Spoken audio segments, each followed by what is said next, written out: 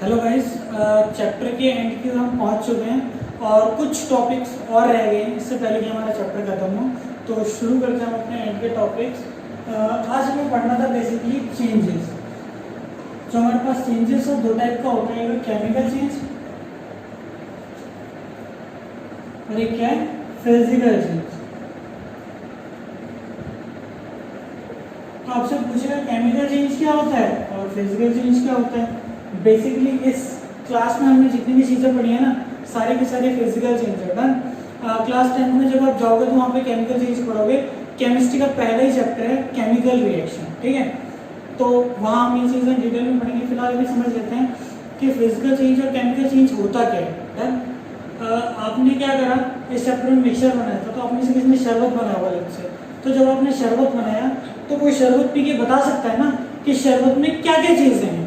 For example, मीठा है तो चीनी है, गीला है तो पानी है, ठंडा है तो में भी बर्फ है, और खट्टा है तो में भी आपने उसमें क्या करा है, थोड़ा बहुत नींबू मिलाया है। तो हम किसी भी मिक्सचर को टेस्ट करके, देख के, स्मेल करके बता सकते हैं कि उसके अंदर क्या चीज़ें हैं। तो ये जो मिक्सचर है वो कैसा चेंज है, एक फिजिकल चेंज है। यानी फिजिकल चेंज में प्रॉपर्टीज चेंज नहीं होती, किसी भी सब्सटेंस की प्रॉपर्टी रिमेन रहती है फिजिकल चेंज में, ठीक है। एट द सेम टाइम अगर मैं आपको किसी चीज़ की राख ला के दूँ और आपसे कहूँ कि भैया ये राख देख के बताओ क्या है, अब उसे खा के, सूंघ के, सर पे लगा के नहीं बता सकते कि वो किस चीज़ की राख है। तो ये कैसा चेंज है, केमिकल चेंज है। केमिकल चेंज में हमेशा एक नया सब्सटेंस फॉर्म होता है, और जो नया सब्सटेंस फॉर्म होता है उसकी प्रॉपर्टी ऑल टुगेदर डिफरेंट होती है। एग्जाम्पल के लिए हाइड्रोजन और ऑक्सीजन को मिलाकर पानी बनता है। अब समझ लीजिए, हाइड्रोजन जलता है, ऑक्सीजन जलता है, लेकिन पानी क्या करता है, आग बुझाता है। तो यहाँ पर प्रॉपर्टी ऑल टुगेदर क्या हो गई है, चेंज हो गई है। लेकिन अगर मैं आपसे बात करूं water plus lemon plus sugar, इसको मिला करके बना क्या, शरबत, या ऐसे लेमनेट भी बोल सकते हैं, ठीक है। तो ये जो आपको शुगर सिरप बना है, शरबत बना है या लेमनेट बना है, इसमें प्रॉपर्टी सेम है। तो ये चीज़ क्या कहलाएगी, ये कहलाएगी तुम्हारी फिजिकल चेंज, ठीक है।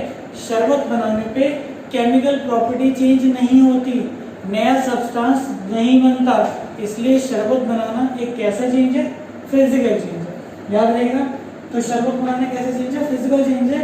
एट द सेम टाइम अगर मैं कुछ जला रहा हूँ, like burning of matchstick,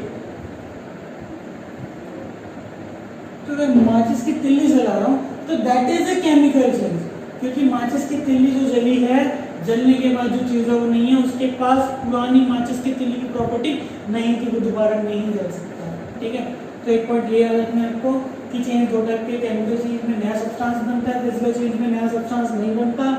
chemical change को हम रिवर्स नहीं कर सकते, केमिकल चेंज को हम वापस नहीं कर सकते। एक बार तुमने माचिस की तिल्ली जले, दोबारा माचिस बना दो। इसे अगर हम रिवर्स कर सकते हैं सिर्फ केमिकल मेथड से या इलेक्ट्रोकेमिकल मेथड से, इसे रिवर्स किया जा सकता है फिजिकल मेथड से।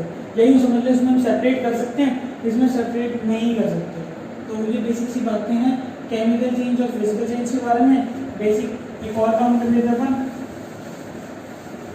एक टेबल बना के थोड़ी सी इसकी डिफरेंस भी लिख देता है। अगर मैं आपसे बात करूँ केमिकल चेंज और एक है हमारा फिजिकल चेंज, इसमें क्या, न्यू सब्सटेंस इज फॉर्म, इसमें नया सब्सटेंस डेवलप होता है। इसमें क्या होता है, no new substance is form. जो सब्सटेंस बना, new substance has new properties, substance has properties of its constituent। क्या रहेगा, cannot be separated by physical method।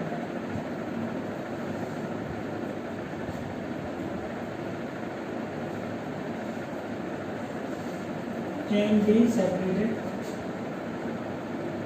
By physical method. इसको सेपरेट करने के लिए हम क्या करते हैं, केमिकल और इलेक्ट्रोकेमिकल मेथड का यूज करते हैं। और एक पॉइंट और याद रख सकते हो क्या, कि can not be reverse.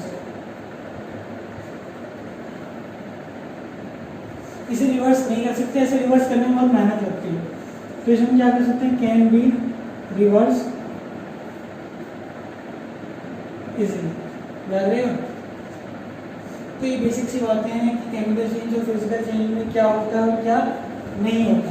Then अब कुछ बातें डिस्कस कर लेते हैं अपन कि भैया क्या केमिकल चेंज और क्या फिजिकल चेंज।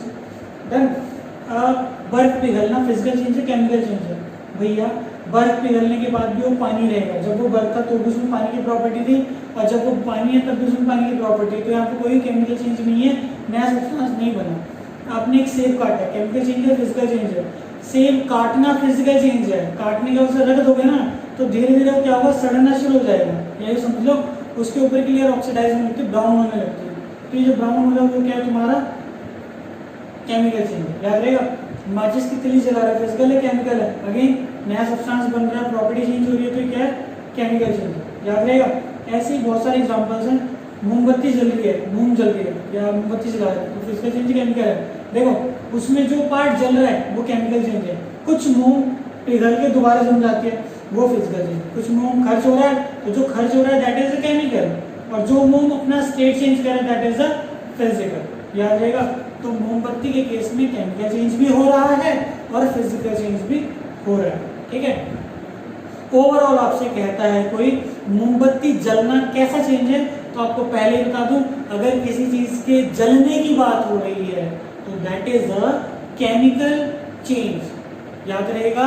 जलने में नया सब्सटेंस बनता है और ये रिवर्स नहीं हो सकता, that's why it is a chemical change. Clear हो गया।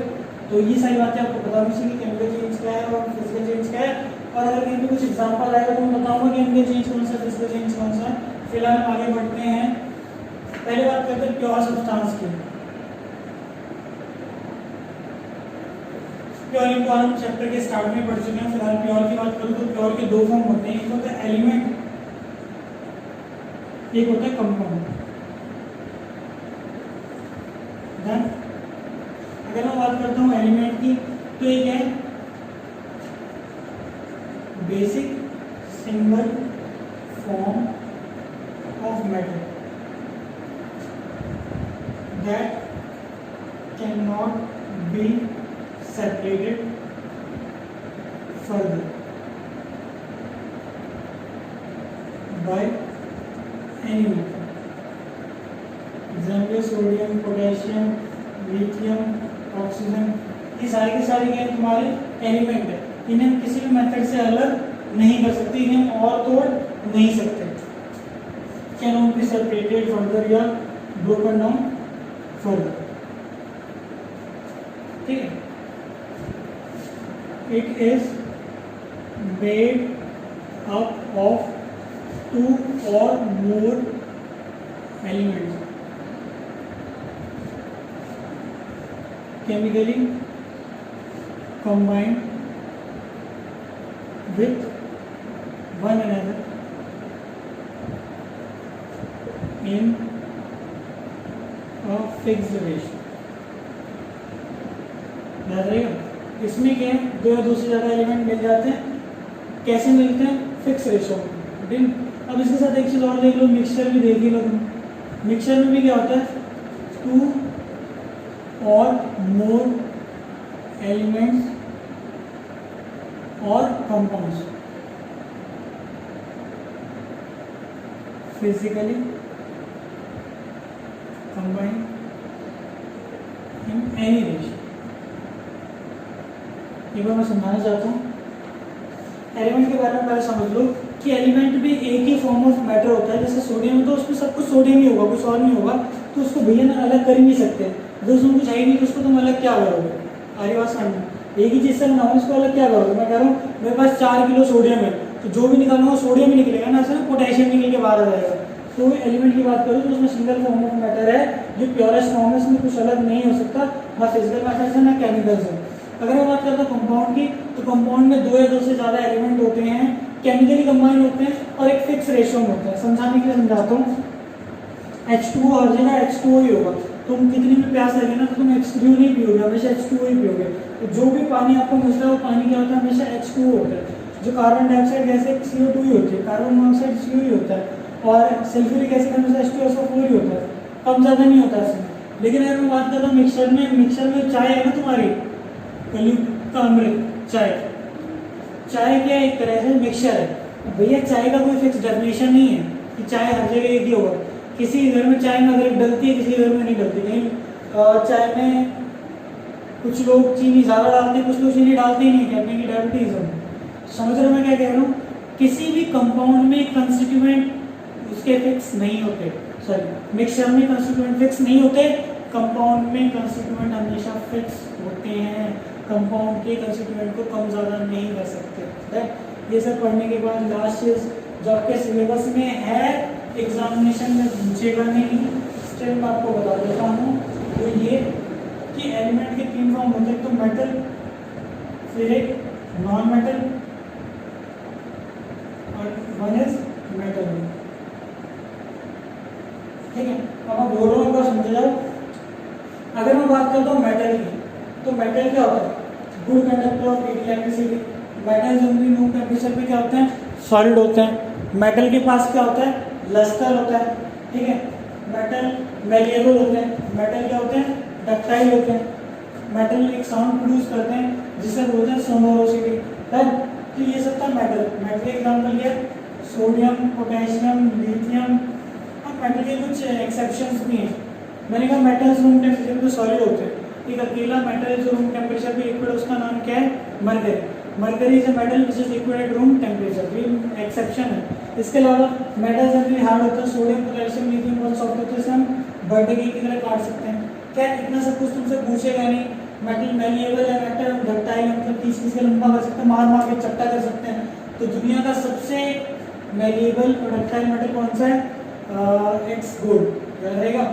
सबसे ज़्यादा चमक वाला मेटल कौन सा है, सबसे ज़्यादा रिफ्लेक्टर ऑफ लाइट कौन है, सिल्वर। तो ये सब बातें। सबसे अच्छा कंडक्टर कौन है, सिल्वर। कंडक्टर में बसा कंडक्टर में इलेक्ट्रिसिटी का कंडक्टर, मेटल कंडक्टर होता है। अब नॉन मेटल में ना लगा दो, हाइड्रोजन, ठीक है, ज़ेनन,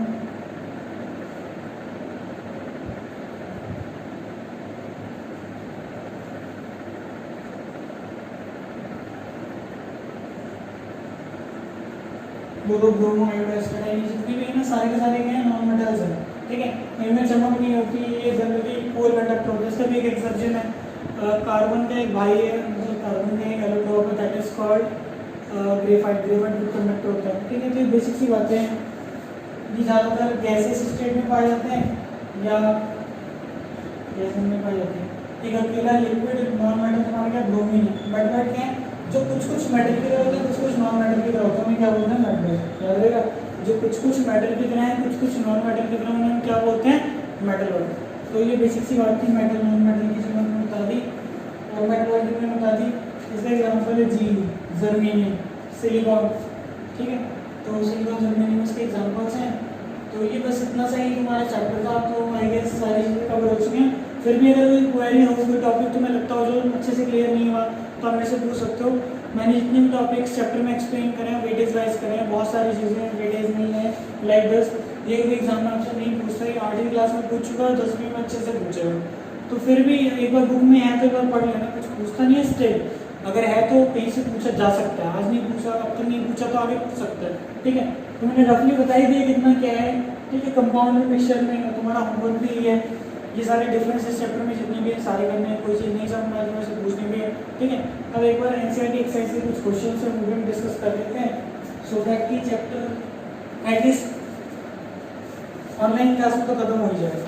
ऑफलाइन क्लास में अगर कोई दिक्कत आ रही हो, ऑनलाइन में कोई दिक्कत आ रही हो तो मुझे मैसेज कर सकते हो, जो कि तुम करते नहीं हो सिर्फ। अगर कहीं कोई डाउट हो तो तुम मेरे से पूछ सकते हो। तो एनसीईआरटी एक्सरसाइज निकाल लो।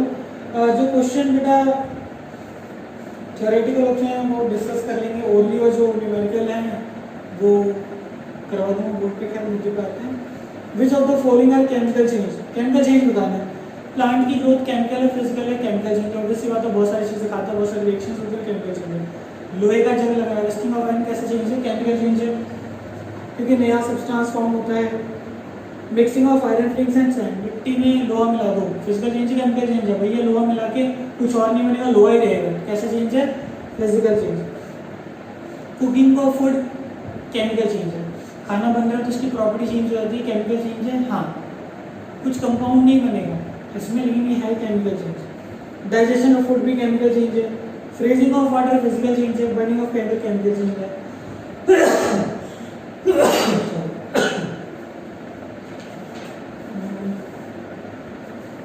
एलिमेंट कंपाउंड और मिक्सचर में कन्वर्ट करना। सोडियम क्या है, एलिमेंट है। सॉइल क्या है, मिक्सचर है। शुगर सॉल्यूशन मिक्सचर है। सिल्वर एलिमेंट है। कैल्शियम कार्बोनेट कंपाउंड है। टिन क्या है, एलिमेंट है। सिलिकॉन क्या है, एलिमेंट है। कोयला, अगर प्योरेस्ट फॉर्म ऑफ कोयला होता तो एलिमेंट होता, पर ये भी एक तरह का मिक्सचर है, इसमें बहुत सारी चीज़ें होती है साथ साथ। Air is a mixture.